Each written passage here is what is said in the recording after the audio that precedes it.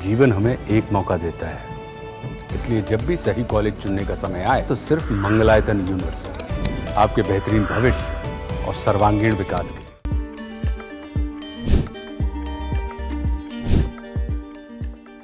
पाकिस्तानी महिला सीमा हैदर ने मंगलवार यानी 18 मार्च की सुबह 4:30 बजे ग्रेटर नोएडा के कृष्ण लाइफलाइन अस्पताल में एक बच्ची को जन्म दिया है।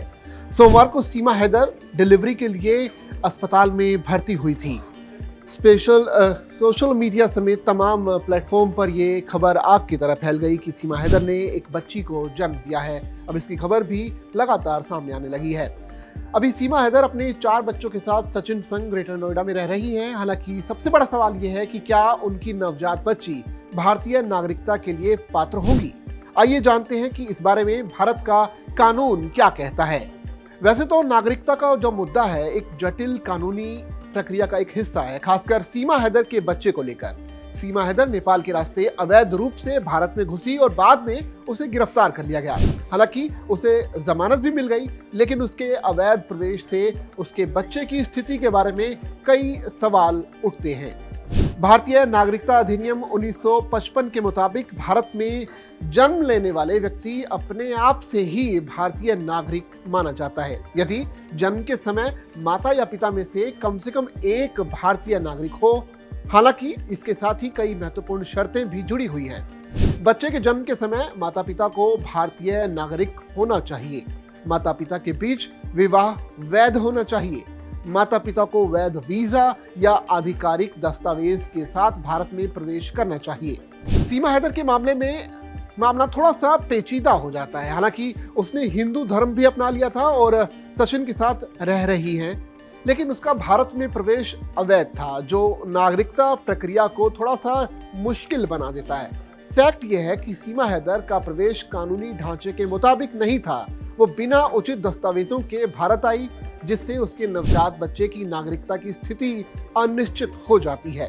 अपने नवजात बच्चे के अलावा सीमा हैदर की पहली शादी से उसके 4 बच्चों की नागरिकता की स्थिति का भी मुद्दा है।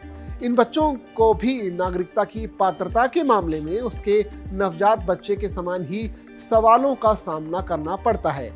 उसकी स्थिति कई कारकों पर भी निर्भर करती है, जिसमें सीमा के भारत में रहने की वैधता और नागरिकता के लिए आवेदन करने की अनुमति देने वाले आवश्यक दस्तावेज प्रदान करने की उसकी क्षमता शामिल है।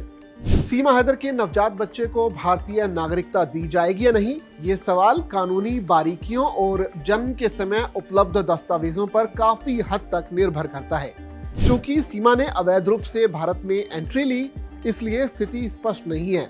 उसके बच्चे की नागरिकता के लिए कानूनी प्रक्रिया में जटिल प्रक्रियाएं शामिल हो सकती हैं और सीमा के खिलाफ चल रही कानूनी कार्यवाही के आधार पर इसे हल करने में संभावित रूप से कई साल भी लग सकते हैं।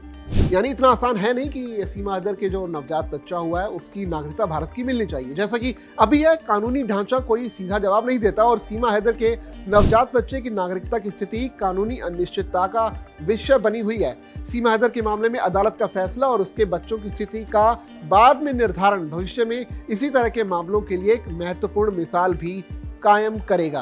बता दें कि ग्रेटर नोएडा के रबुपुरा के रहने वाले सचिन मीणा के साथ पबजी खेलते समय सीमा हैदर को प्यार हो गया था। इसके बाद वो पाकिस्तान की जो सीमा को पार करते हुए नेपाल के रास्ते अपने पति को छोड़कर भारत आ गई थी। सीमा के साथ ही उसके 4 बच्चे भी आए थे। यहाँ आने के बाद ही सीमा ने अपने प्रेमी सचिन मीणा से शादी की। माना जाता है कि दोनों ने नेपाल के मंदिर में विवाह रचाया था। नेपाल के रास्ते अपने 4 बच्चों के साथ भारत आने वाली पाकिस्तानी महिला सीमा हैदर अब ग्रेटर नोएडा के रहने वाले सचिन मीणा के साथ रहती हैं। दोनों सोशल मीडिया पर काफ़ी एक्टिव हैं, अक्सर वीडियो पोस्ट करते रहते हैं। उन्होंने हाल ही में प्रेगनेंसी को लेकर एक वीडियो भी साझा किया था, जिसके बाद ये कयास लगाए जा रहे थे कि जल्दी ही सीमा हैदर मां बनने वाली है। जिसके बाद आज यानी 18 मार्च को सीमा हैदर एक बच्ची को उन्होंने जन्म दिया है। अब सवाल उठता है कि ये जो बच्ची है क्या उसे भारत की नागरिकता मिल पाएगी, क्या वो बच्ची जो है भारतीय कहलाएगी या नहीं। ये थोड़ा सा अभी जटिल प्रक्रिया है, बाकी इंतजार कीजिए क्योंकि इस पर जब अपडेट्स आएंगे लगातार हम आप तक साझा करते रहेंगे।